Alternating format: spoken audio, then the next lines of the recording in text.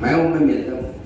آپ صلی اللہ علیہ وسلم فرمایا کہ اچھا تو تم بخار ہو اور تم میں یہ صفتیں ہیں, تم تو بڑے کام کی چیز ہو. تو وہ بخار اللہ کے نبی علیہ السلام سے یہ کہتا ہے, اے اللہ کے حبیب بے شک کام کی چیز ہوں, جس کے جسم میں داخل ہوتا ہوں گناہوں کی گٹھری ہی باہر لے کر آتا ہوں, ویسا نہیں آتا. آپ نے فرمایا تو بڑے کام کی چیز ہے, اس لیے فرمایا کام کی چیز ہوں تو مجھے اپنے محبوبوں میں بھیجیے گا. فرمایا مجھے انصار سے بڑی محبت ہے, جا تو قبیلہ انصار میں داخل ہو جا. بس پھر کیا تھا, سب کے سب کچھ چکن گنیا ہو گیا.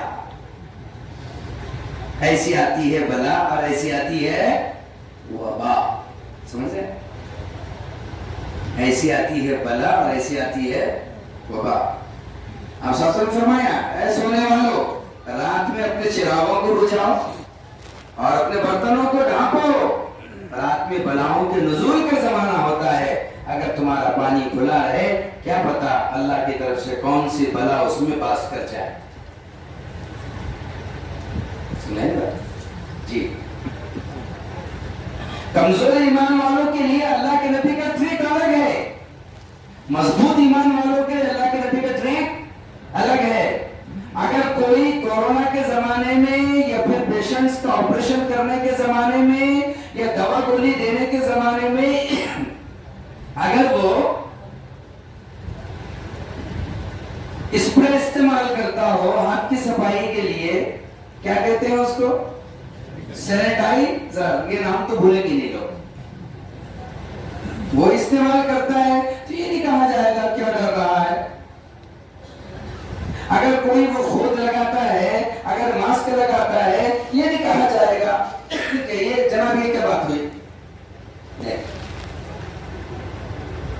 احتیاط شریعت میں ہے, احتیاط شریعت, بے خوفی بھی شریعت میں. آپ کا ایمان جس سطح کا ہے اس سطح سے چلیے. آپ شریعت میں کچے راستے پر بھی چلنے کی اجازت دی, پکے راستے پر بھی چلنے کی اجازت دی. آپ کے پاس ٹو ویلر ہے تو سڑک سے چلیے, ٹو ویلر نہیں ہے آپ پیدل ہے تو پھر آپ اس راستے سے چلیے. اس راستے سے وہ چلیں گے ان کا ایکسیڈنٹ ہوگا, اس راستے پر آپ چلیں گے آپ کا ایکسیڈنٹ. ہر ایک کا راستہ متعین. کیسے؟ جناب محمد رسول اللہ صلی اللہ علیہ وسلم نے فرمایا فر عن المجذوم کفرارک الاسد, کہ جب تم کوڑی آدمی کو, جذامی آدمی, وہ مرض جس میں آدمی کی انگلیاں, اللہ ہم سب کی اس مرض سے حفاظت فرما. جذام کا مرض جس میں انگریزی میں کیا کہتے ہیں اس کو,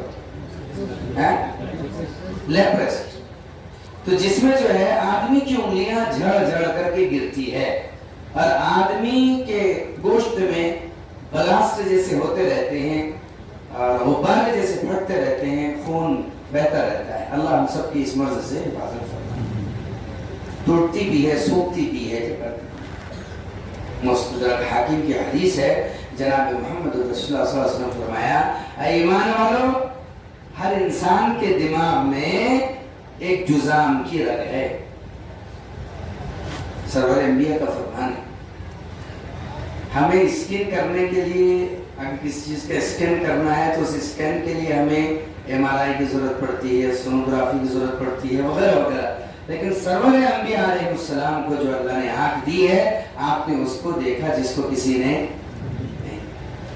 آپ نے یوں فرمایا ہر انسان کے دماغ میں ایک جذام کی رگ ہوتی ہے, اور جب وہ رگ بھڑکنے لگتی ہے اور قریب ہے کہ اس آدمی کو جذام ہو جائے تو اللہ تعالیٰ کا رحم اس کی طرف متوجہ ہوتا ہے اور اللہ تعالیٰ اس جذام کی رگ پر نزلہ پھینک مارتے ہیں جس سے آدمی کو زکام ہو جاتا ہے. اے ایمان والو, زکام کا علاج مت کیا کرو, اس لیے کہ اللہ تعالیٰ کس رگ کو ٹھنڈا کر رہا ہے. 3 دن کم سے کم نزلہ بہنے دیا جاتا تھا اور پھر چوتھے دن اس کا علاج. یہ طبیب اعظم نہیں ہے تو اور کیا ہے, جو آپ کے دماغ میں کیا ہے آپ کو بتلا رہے ہیں, اس میں مرض کی ابتدا کہاں سے ہوگی یہ بتلا رہے ہیں, اور مرض کی انتہا کیسے ہوگی یہ آپ کو بتلا رہے ہیں. جب تک آپ صلی اللہ علیہ وسلم مدینے میں تھے آپ صلی اللہ علیہ وسلم کے مدینے میں بیماری پھٹکا نہیں کرتی تھی، بیماری کو تو ایسے نعمت سمجھ کے بلایا جاتا تھا، اس لیے کہ اس زمانے میں حکیم ہوا کرتے تھے، اس زمانے میں ان کا نام ڈاکٹر ہے، یہودیوں میں زیادہ ہوتے تھے ڈاکٹر، حالانکہ ڈاکٹری حضرت عیسیٰ علیہ السلام کو دی گئی تھی۔ جناب محمد رسول اللہ صلی اللہ علیہ وسلم سے 650 سال پہلے، یعنی تقریباً 572 یا 73 سال پہلے، تقریباً 650 سال پہلے اس زمین کے اوپر اللہ نے عام بندوں کو ڈاکٹری دی تھی۔ پہلے یہ زمانہ تھا بقراط کا، یہ زمانہ تھا حکیم سقراط کا، یہ زمانہ تھا ارسطاطالیس کا، یہ زمانہ تھا حکیم جالینوس کا۔ بقراط نے اسلام نہیں قبول کیا تھا، سقراط کی داستان، یہ سب آپ حضرات پڑھے ہوئے جانتے ہیں آپ ان کی داستانیں، بلکہ آپ تو بابا طب بوالی سینا کو بھی جانتے ہوں گے، جن کے طب پر آج یہود و نصارہ رشک کرتے ہوئے ایوی سینا کہتے ہیں۔ بڑے بڑے بکس القانون انہیں کی لکھی ہوئی ہے، جو عبرانی زبان میں آپ کو ملے گی، فن عبرانیات میں القانون انہوں نے لکھی تھی۔ القانون میں انہوں نے یہ ثابت کیا تھا کہ جب ایک جسم قدرتی قانون سے ہٹتا ہے تو پھر وہ بڑے مرض کا شکار ہوتا ہے۔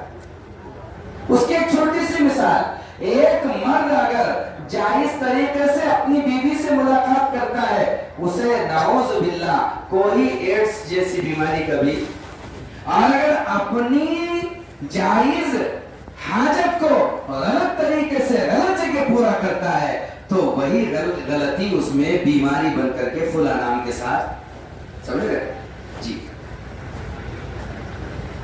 آدمی شربت پیے تو پیٹ بھرتا ہے، جی بھرتا ہے، لیکن شراب پیے تو گندگی سے دل بھی بھرتا ہے، گندگی سے دماغ بھی بھرتا ہے، فطرت سے ہٹ کر۔ تو لیکن چونکہ یہ طب جو ہوتا ہے یہ اپنے اندر کرامتی طاقت رکھتا ہے، تڑپنے والا اچانک سکون پا لیتا ہے، اچھا بچہ آدمی غش میں چلا جاتا ہے، غش میں ہونے والا آدمی ہوش میں آ جاتا ہے۔ یہ ایسی ظاہری ابدانی کیفیتوں کو دیکھ کر عیسیٰ علیہ السلام کی قوم کو لوگوں نے گمراہی کی طرف دھکیل دیا تھا۔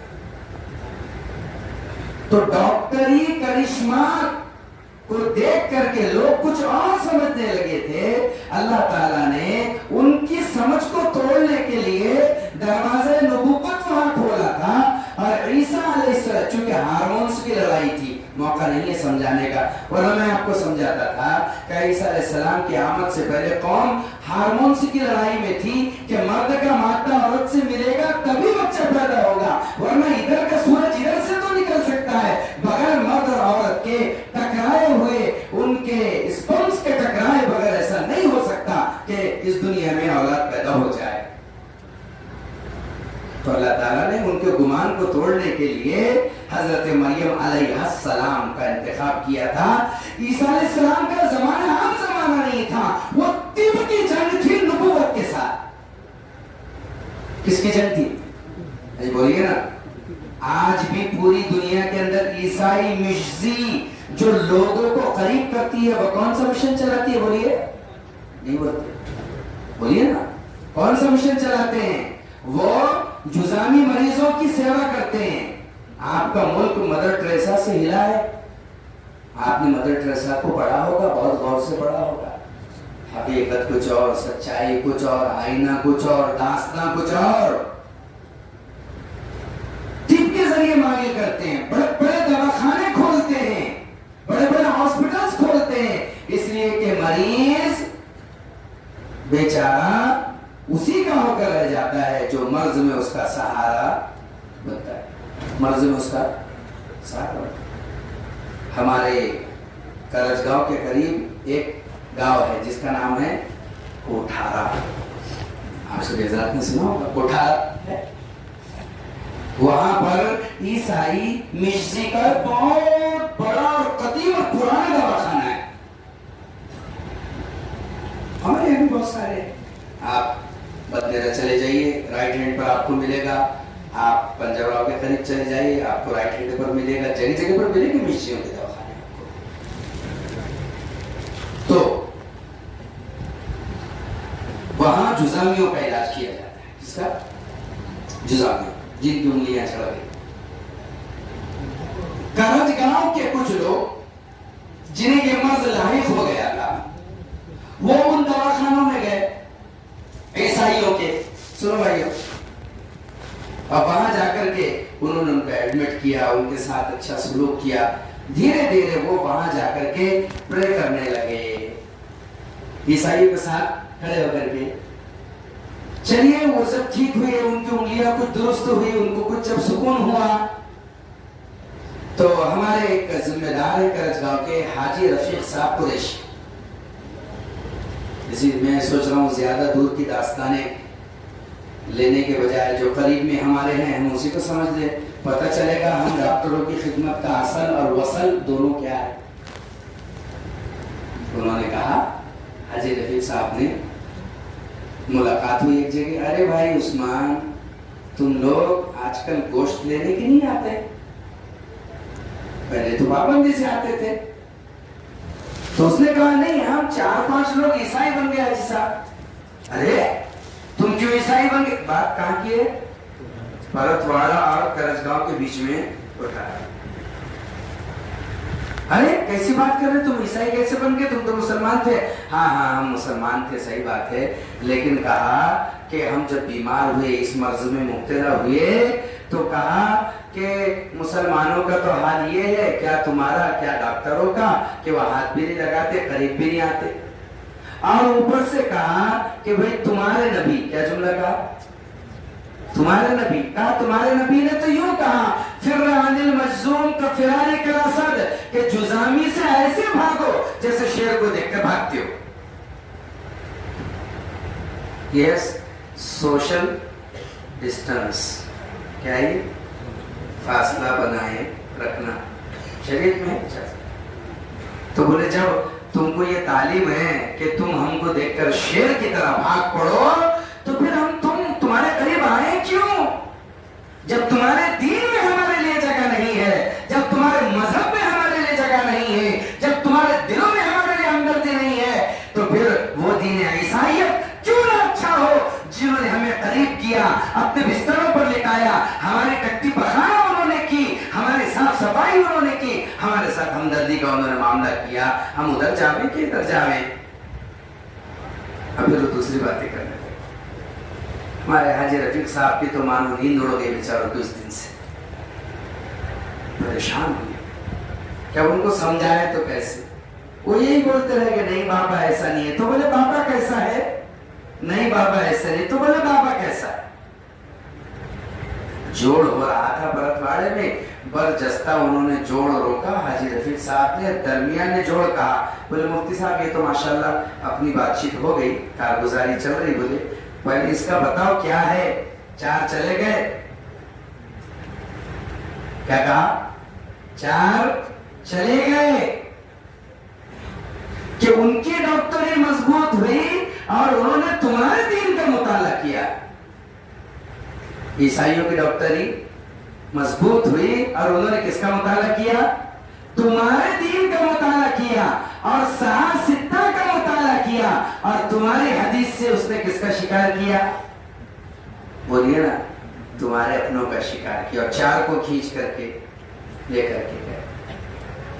तो बोले इसका क्या? अल्लाह की शान थी, अल्लाह ने जहन में फौरन हदीस के मुकाबले में हदीस डाली। मैंने कहा हाजी साहब उनसे जरूर मिलिएगा, अगर नौबत समझाने की आई तो हमसे कहिएगा, हम चल करके हमारे उन भाइयों से मिलने जरूर तैयार है जिन्हें इस्लाम की छवि गलत अंदाज में सिखाई गई। तो उन्होंने तुम्हें यह हदीस तो सुना दी कि तुम जुजामी से ऐसे भागो जैसे तुम शेर को देख करके भागते हो। ये हदीस उन्होंने क्यों नहीं सुनाई कि जनाब मोहम्मद रसूलुल्लाह सल्लल्लाहु अलैहि वसल्लम दस्तरखान मस्जिद में लगा हुआ था, आप सल्लल्लाहु अलैहि वसल्लम भूखे थे और सरीद का प्याला लाया गया, दूसरा और कोई खाना नहीं था, कि गोश्त की बोटियां थी और उसमें रोटियां जौ की पड़ी हुई थी, पतले पतले सालन में वो शोरबे में रोटियां पड़ी हुई थी, आपके लिए वो लाया गया, दस्तरखान बिछा था, आपने बिस्मिल्लाह कह करके लुकमा उठाना ही चाहा था کہ وہاں صحابہ کھڑے تھے تو ایک جزامی گزرا اور اس نے آپ صلی اللہ علیہ وسلم کو سلام کیا. آپ نے اس کے سلام کا جواب دیا تو صحابہ اکرام نے تعصب سے اس کو گھور کر دیکھا کہ جلدی ہٹو, تم کیا کر رہے ہو؟ سرور انبیاء کھانا کھانا چاہ رہے ہو, تم سامنے آ گئے. آپ صلی اللہ علیہ وسلم فرمایا ہٹو وہاں سے. آپ نے اس کو اپنے قریب بلایا, وہ ڈر کر پیچھے جا رہا ہے, آپ اسے قریب کر کے بلا رہے ہیں. جب وہ قریب آ گیا آپ نے اس کا سیدھا ہاتھ پکڑا, جھٹکے سے زمین پر وہ بٹھایا اور اپنے پیالے میں ہاتھ ڈال کر آپ نے کہا قل بسم اللہ و توکل علی اللہ, اللہ کا نام لے کر کھانا شروع کر, اللہ پر بھروسہ کر. ڈاکٹری وہ بھی ہے, ڈاکٹری کہ ایمان کا اعلیٰ درجہ ہے, وہ ایمان کا ادنا درجہ ہے. اجازت اس کی بھی, اجازت اس کی صحیح آئی نا. تبھی بھی اعظم نبی اعظم محمد رسول اللہ صلی اللہ علیہ وسلم جب تک آپ تھے مدینے میں بیماری نہیں پھٹکی. یہودیوں کا ڈاکٹر حارث ابن کلدہ, یہی اس زمانے میں عراق کے رہنے والے تھے, بہت مشہور حکیم, بہت مشہور ڈاکٹر. بلکہ ان کے ایمان تو غالباً وہ حضرت عثمان غنی یا عمر فاروق رضی اللہ عنہ کے زمانے میں لائے تھے, لیکن ایمان سے محبت انہیں مدینے میں رہ کر پیدا ہوئی تھی. کہاں ہوئی تھی؟ دیکھو ماحول مدینے میں رہ کر ہوئی تھی. کیوں ہوئی تھی؟ کیوں ہوئی تھی کہ جب وہ مدینے میں آئے اور مدینے میں آ کر کے انہوں نے ٹینٹ لگایا, پتہ چلا کہ شبیر لگانا چاہیے. کس کے لیے؟ مریضوں کے لیے. ڈاکٹروں کا کام ہے سال بھر میں ایک موقع ایسا نکالے کہ اس میں غربا اور مساکین کا علاج فری میں کریں. کرنا چاہیے, ان کا ٹیسٹ کرے, یہ کرے, وہ کرے, جیسے آپ لوگ کرتے رہتے ہیں ماشاءاللہ. تو انہوں نے ٹینٹ لگایا وہاں, اعلان ہوا عراق کے مشہور حکیم مدینہ آئے ہوئے ہیں اور وہ لوگوں کا علاج کریں گے. یہ 9واں دن طلوع ہو رہا تھا مدینے میں حارث ابن کلدہ کو, لیکن کوئی مریض اور کوئی پیشنٹ آپ کے پاس آنے کے لیے تیار نہیں تھا. حارث ابن کلدہ نے ایک صحابی کو پکڑا, حل المسلمون لا یمرضون, کیا مسلمان مریض نہیں ہوتے تمہارے ہیں؟ میں دیکھ رہا ہوں اتنے دن سے آ کر کے ٹھہرا ہوں, کوئی ایک مریض تک نہیں آیا, کیا مسلمان بیمار نہیں ہوتے؟ انہوں نے کہا نہیں بیمار تو نہیں ہوتے. کہا کیوں نہیں ہوتے, کیا وجہ ہے؟ کہا ہمارے نبی علیہ السلام کی 2 تعلیمات کی وجہ سے. سنو غور سے بھائی, کتنی تعلیمات؟ 2 تعلیمات کی وجہ سے. تو وہ تعلیمات کیا ہے؟ کہ آپ صلی اللہ علیہ وسلم کی ہمیں تعلیم ہے کہ جب بھوک لگے تبھی کھانا اور جتنا لگے اتنا ہی کھانا. کیا تعلیم ہے؟ جی بولو. اگر جب بھوک لگے تبھی کھاؤ اور جتنا لگے اتنا کھاؤ, تب تو شوگر کی گولی لینے کی بھی ضرورت نہیں پڑے. اتنا بڑا مرض کٹ جائے نہیں پڑے. یہ آپ حضرت کا کہنا ہے ڈاکٹر, جب لگے تب کھاؤ اور جتنا لگے. آج کے جیسا نہیں ہے, کوک آ رہا ہے تو چلنے دو, چائنیز آ رہا ہے تو چلنے دو, یہاں بیٹھے تو چلنے دو, 2 لقمے کے نام پر 200 لقمے کھا لو. آپ صلی اللہ علیہ وسلم فرمایا تھا بدترین چربی وہ ہے جو انسان کے پیٹ کو, معدے کو ڈھانک لے, یعنی توند بنا لے. بہت ساری باتیں کتنی ہیں جو سرور انبیاء علیہ السلام. تو حارث ابن کلدہ نے جب باتیں سنی فرمایا بے شک یہ کسی نبی ہی کی شان ہو سکتی ہے, بے شک کسی. اس لیے آپ صلی اللہ علیہ وسلم خود کہتے تھے صحابہ سے کہ اے مریضو اپنے مرض کا علاج کرایا کرو. اور حارث ابن کلدہ ایک اچھا حکیم ہے, تم حارث بن کلدہ سے علاج کرایا کرو. آپ ڈاکٹر اور حکیم کے پاس جانے کی بھی ترغیب کیا کرتے تھے؟ کیا ڈاکٹر توحید کے خلاف تھوڑی ہے؟ جو چیز سنت پر اتر آئے وہ خلاف توحید کیسے ہو سکتی ہے؟ آپ صلی اللہ علیہ وسلم کس کے پاس جانے کے لیے کہہ رہے ہیں؟ بولیے نا. ڈاکٹر हारिस बिन कलदा तो एक ब्रांड है, एक नाम है, लेकिन भेज तो रहे किसके पास? डॉक्टर के पास। जाओ अपने मर्ज का इलाज कराओ। आप सल्लल्लाहु अलैहि वसल्लम ने उम्मत को तरगीब दी, तदावो या अहले इस्लाम, ऐ मुसलमानों दवा करो। क्या करो? लिकुल्लि दाइन दवा, हर बीमारी के लिए अल्लाह ने मुतय्यन कर रखी है एक दवा, वलिकुल्लि दवाइन शिफा, और हर दवा के लिए मुतय्यन कर रखी है अल्लाह ने एक शिफा। तुम्हें तलाश करना होगा, तुम्हें तलाश करना, तलाश करना होगा। अल्लाह ने शिफा रखी, इसीलिए अल्लाह ताला ने एक टॉनिक बनाया है जिसे शहद कहते हैं। एक टॉनिक बनाया है जिसे कुरान ने क्या कहा है? शहद कहा। क्या कहा कुरान ने उसके बारे में? यखरुजु मिन बुतूनिहा मुख्तलिफुन अलवानुहु फीही शिफाउन लिन्नास, कि उनके पेट से मुख्तलिफ रंग निकलते हैं और उनके अंदर अल्लाह ने मुसलमानों की नहीं, नास, किसकी शिफा रखी है? ऐसा नहीं कि अल्लाह ताला से अगर गैर मुस्लिम शिफा मांगे तो अल्लाह फरमाते नहीं, तो मेरा नहीं, तुझे शिफा नहीं। शिफा अल्लाह की तरफ से। किसकी तरफ से? अल्लाह की तरफ से। और मर्ज इंसान अपनी नहुसत से पैदा करता है, ये कायदा कुरान बतला है। वइदा मरिज़तु, और जब मैं मरीज होता हूँ, बीमार पड़ता हूँ, तो कौन शिफा देता है? अब आप देखिए उससे पहली जो आयत है, अल्लज़ी युमीतुनी व युहीन, मेरा रब इतना जबरदस्त है जो मुझे मारेगा दोबारा जिंदा उठाएगा। युतइमुनी व युस्कीन, जो मुझे खिलाता भी है, जो मुझे पिलाता भी है। सारे कामों की निस्बत किसकी तरफ की? अल्लाह की तरफ। लेकिन जब बीमारी का तज़किरा आया तो अपने आप को उसमें झोंक दिया और ये कहा वइज़ा मरिज़तु, क्या कहा? और जब मैं बीमार पड़ता हूं, ये नहीं कहा जब अल्लाह बीमार पड़ाता है। कुरान ने किसकी तरफ निस्बत की? मर्ज की अपनी तरफ, कि जब मैं बीमार पड़ता हूं फहुवा यशफी, तो शिफा कौन देता है? तो ज़ाब्ता पता चल गया कि बीमारी हमारे अमल से और शिफा अल्लाह के दखल से। ये हमें ज़ाब्ता पता चल गया। और ये भी पता चल गया कि हम दवा दे सकते हैं, शिफा कौन देता है? ऐसा तो नहीं डॉक्टर साहब ने ये दवा ली, हाँ जनाब ये दवा लो और साथ में शिफा। ये पता चल गया दुनिया के हर इंसान को कि किसान सिर्फ दाना जमीन में दबा सकता है, लेकिन उसको उगाने वाली जात। ये पता चल गया हर दुकानदार को कि दुकान वो खोल सकता है, लेकिन ग्राहक कौन बेचता है। ये पता चल गया हर दवा के लिखने वालों को, दवा मैं लिख सकता हूँ, गोली नींद की मैं दे सकता हूँ, लेकिन नींद का देने वाला, भूख के खोलने का तारीफ मैं दे सकता हूँ, लेकिन उस भूख का देने वाला। ये पता चल गया कि हम सिर्फ बिस्तर दे सकते हैं, नींद अल्लाह ही दे सकता है। तो बाइख्तियार ज़ात किसकी है? अल्लाह की है। तो हमारी शरीयत का एक बहुत बड़ा हिस्सा किससे जुड़ा हुआ है? तौहीद का, वो डॉक्टरी तबके से जुड़ा हुआ है। हम हर आने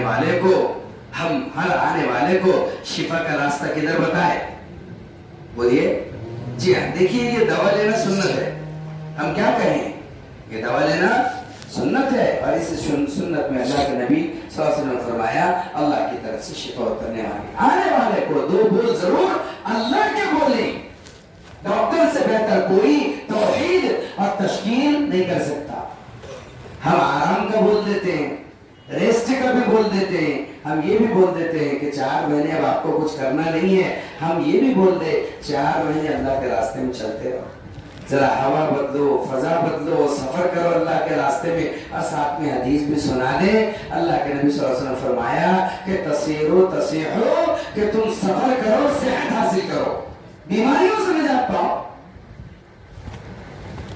हम तरगीब जैसे लोगों को जी हाँ, जैसे केमिकल्स से बनने वाली दवाओं में हमें शिफा नजर आती है, जरा सा हम थोड़ा सुन्नतों की तरफ आ जाए कि मरीज अगर कमर और پیٹ درد کا ہے اور پیٹھ میں درد ہو رہی ہے، کمر میں درد ہو رہا ہے، اے کاش کہ ہم اس سے یہ کہے کہ آپ کا اگر رکوع 19 کی انگل کا ہوگا تو انشاءاللہ درد نہیں ہوگا، کیونکہ سرور انبیاء کا اٹھنا بیٹھنا سائنس کے کمالات سے کہیں نیچے۔